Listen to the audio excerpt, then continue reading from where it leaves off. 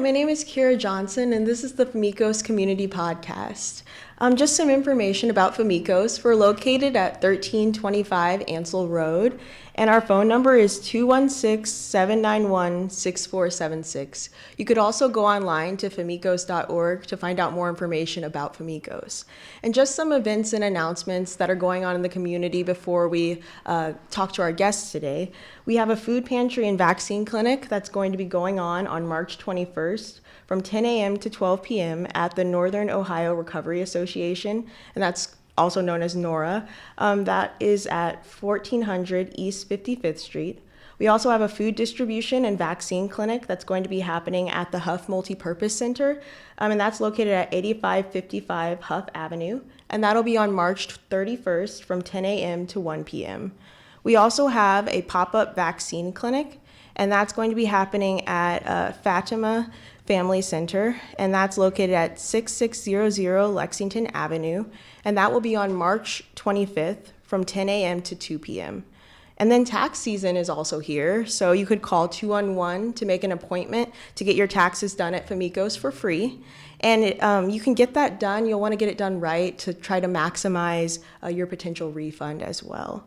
And also, if you're struggling with making ends meet with how the prices are going up on things, you could call our Home Ownership Resource Center, and you could get free financial coaching, credit repair, and also rental assistance as well. And you can visit us online at helpwithhousing.info for more information about that. And Famicos will also be offering free Uber rides for people who are wanting to get their COVID-19 vaccine, and that will be for first, second, and booster shots. You're eligible for that. You do not need to have a smartphone or the Uber app to be able to use this service. You can just call 216-510-3019, and someone will be able to help you schedule that ride. Also, the Gateway 105 Farmers Market will be opening for the season on March 26th. That will be from 1 p.m. to 4 p.m., and they're located at 1322 East 105th Street. And now today, I'm going to get into talking to my guests. This podcast episode, we'll be discussing the people and the communities and organizations that are really making a difference in and around our areas.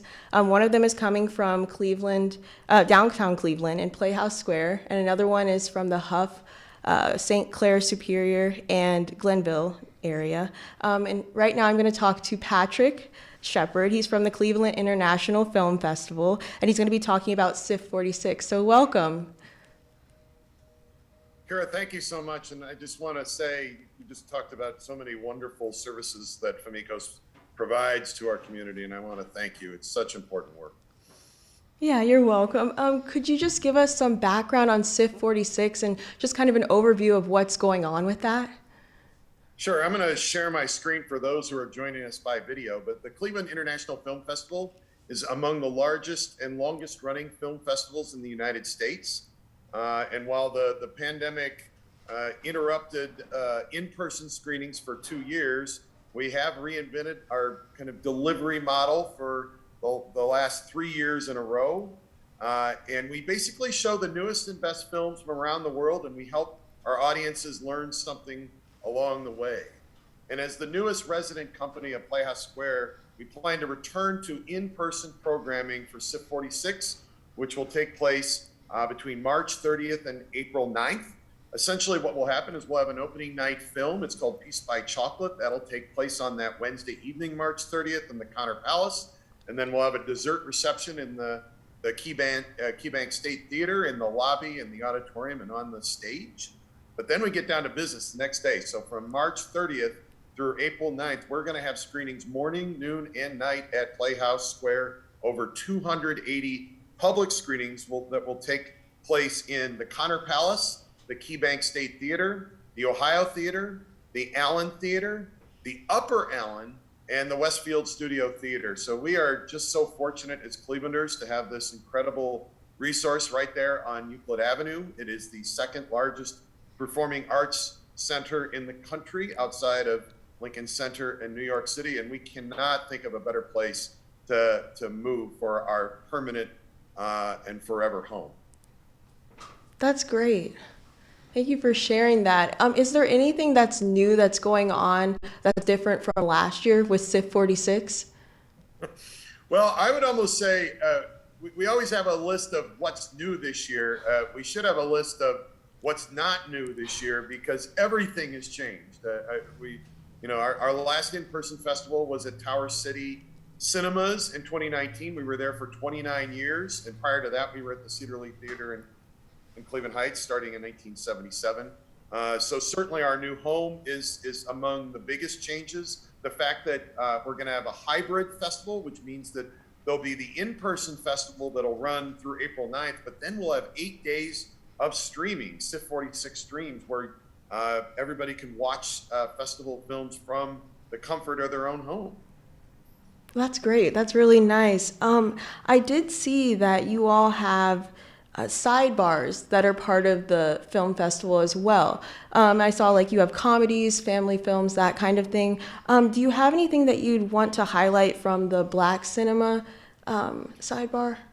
Oh, yes. There is a film called The Cannons, and this is a documentary film about Coach Neil Henderson. He, in 1978, started the first minority youth hockey program in the country, Wow. and today he is still coaching at 81 years old with 40 years worth of rosters full of alumni players who revere him. He's based at the Fort DuPont Cannons Hockey Club in Washington, D.C. And it's just such a great story about such an amazing man and how he's helped transform the lives of youth there in Washington, D.C. I would also call your attention to a documentary film called One Pint at a Time. So Sean Harris is the co-owner and brewmaster of Harris Family Brewery, which is the first Black-owned brewery in Pennsylvania. And it's just a great story about what it's like to be in the craft brewing business. And of course, this is a primarily white profession. So Sean is really somebody who is breaking barriers, and there are just so many great stories to be told at the festival. And those are two great documentary film examples from our Black cinema sidebar. I did get to see the preview for the One Pint at a Time. That does look like it's going to be really awesome. Yeah, that's great. And we'll have, by the way, can I just chime in that what makes a festival special, I should have said this before, is that we have filmmakers that travel to Cleveland to engage the audiences. And in both of those films are going to have filmmakers in the auditoriums to answer questions from the audience. And they'll be here in Cleveland. So I hope folks are able to join us there and engage these filmmakers in person. Yeah, that's awesome. Do they do that every year then, have filmmakers who come and engage with the audience? Yeah, not every screening will have filmmakers because, quite frankly, some filmmakers, their schedule doesn't allow it. And for us, we're a nonprofit organization. We only have so much funding to bring in and accommodate filmmakers. So it is a balance, but it's what makes a festival experience special, and that's why we try to get as many filmmakers in to Cleveland each year. Yeah. Do you have any other films that you'd want to highlight, possibly from other sidebars? Well, if you'll permit me, I want to talk about the shorts programs. There are two really interesting films in two different shorts programs.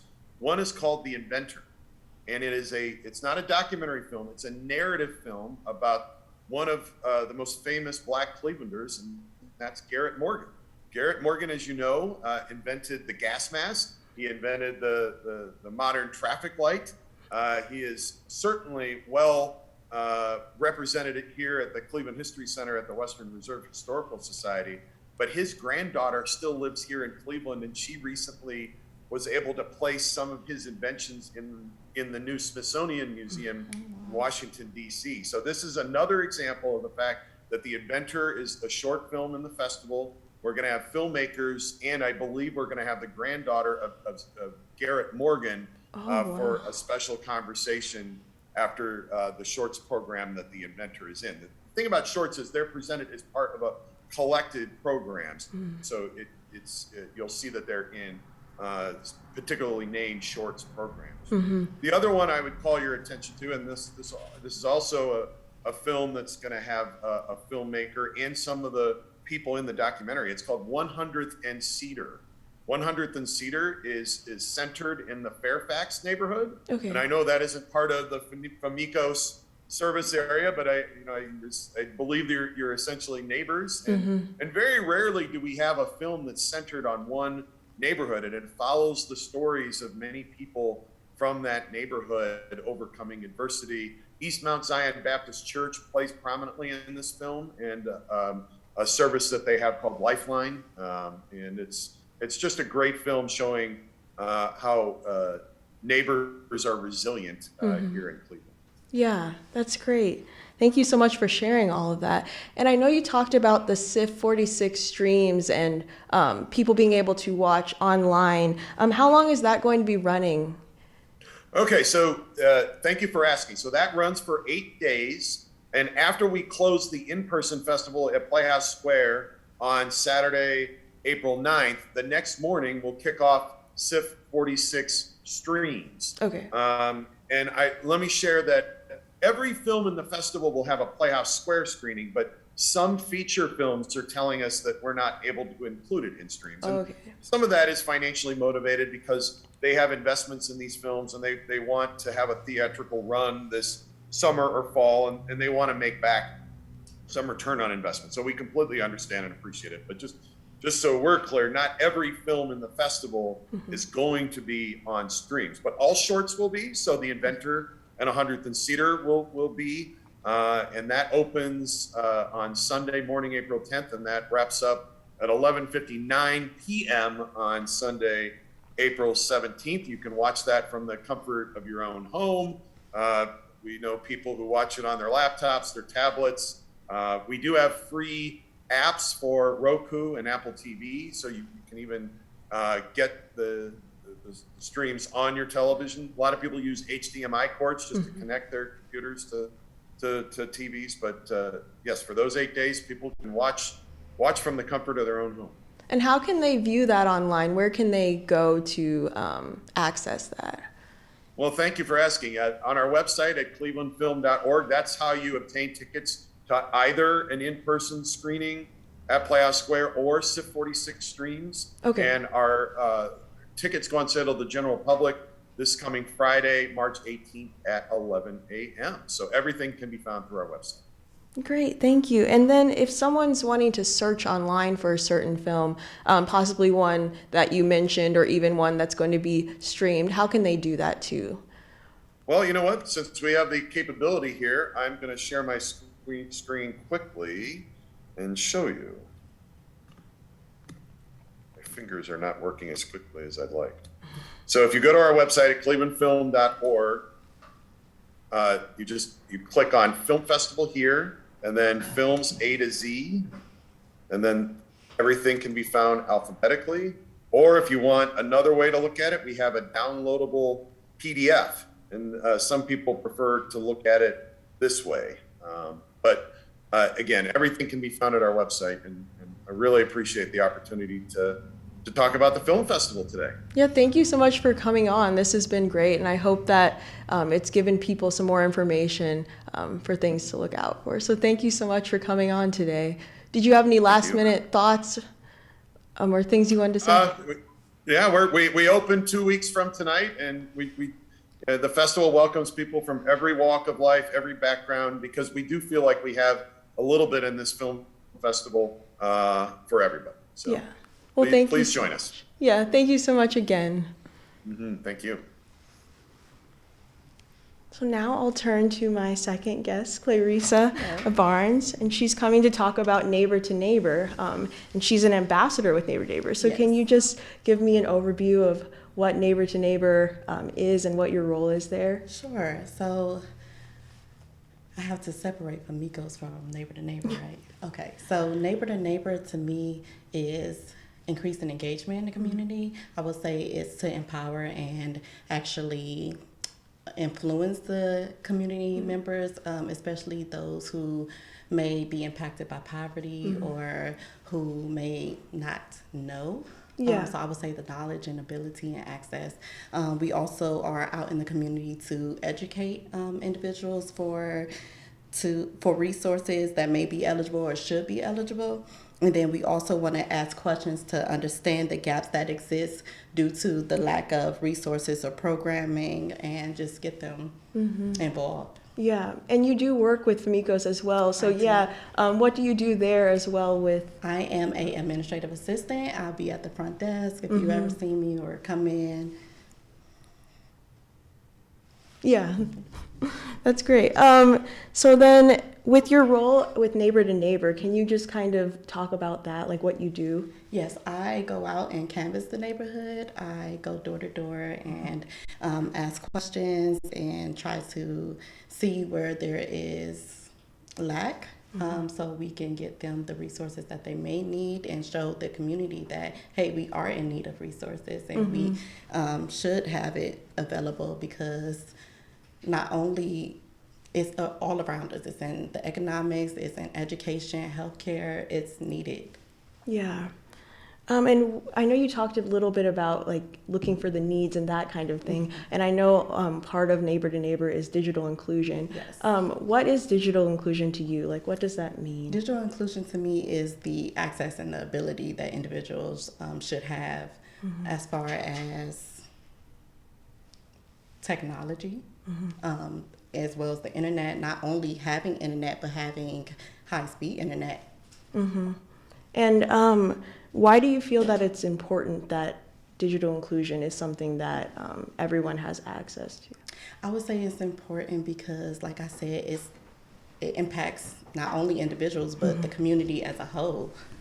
It's in everything. Like I said before, it's in education, healthcare. It's all around us. It's in our workforce, especially. Yeah. And what does it mean to be a neighborhood ambassador? Like, what does that role mean? So to me, it means making a change for me. Not only am I going out educating individuals about resources, but I'm also learning a lot from them as well, especially not being from Cleveland. I'm learning the history. It's engagement, community engagement. Yeah. That's great. And where are you from? I'm from Maryland. Oh, okay. So when he was talking about DC, I always smile. That's my home. And what are some of the tasks that you've done as a neighborhood ambassador? So like canvassing is mostly what I do, and that's completing surveys in the neighborhood to try to see where there is lack. So then do you go door to door for those kinds of things? Door to door. Okay. And what do you enjoy most about being a neighborhood ambassador and going out into the community? I would say it's engagement with the community, knowing where I can make a difference, knowing that not only can I make a difference in their life, but they're making a difference in mine, like learning of all the things that was in Cleveland. I learned a lot of history talking to some of the neighbors, and just engaging, really. Yeah, that's great. Yeah. And so you're going to be out in the Glenville, the Huff, and the St. Clair Superior neighborhoods. What can those residents be on the lookout for in the coming months from you all? Really just going door to door, street to street, to try to talk with our residents to see where we can help them out with different resources. So if you see us on your street, just say hello, wave at us. Yeah. And if someone is listening and they would like to be a neighborhood ambassador too, how could they do that? There's definitely opportunity. There's definitely the need of ambassadors. So they can definitely come to 1325 Ansel Road, which is Famicos Foundation, and talk to Shabrice Murphy. We do have applications at the front desk if you're interested. Thank you. Yeah. And did you have any last thoughts or comments that you wanted to say about your experience with Neighbor to Neighbor, or just in general? Absolutely. I would just say that it's been a pleasure speaking with residents and knowing where we can try to make a change. Well, thank you so much for coming on. Thank you to both of my guests for coming on today. Again, if you wanted to contact Famicos, you could call 216-791 6476, or you could also go online to famicos.org as well. And if anyone's listening and they might have suggestions on topics or things that they want us to discuss on the Famicos Community Podcast, you can send those to marketing@famicos.org. Thank you again.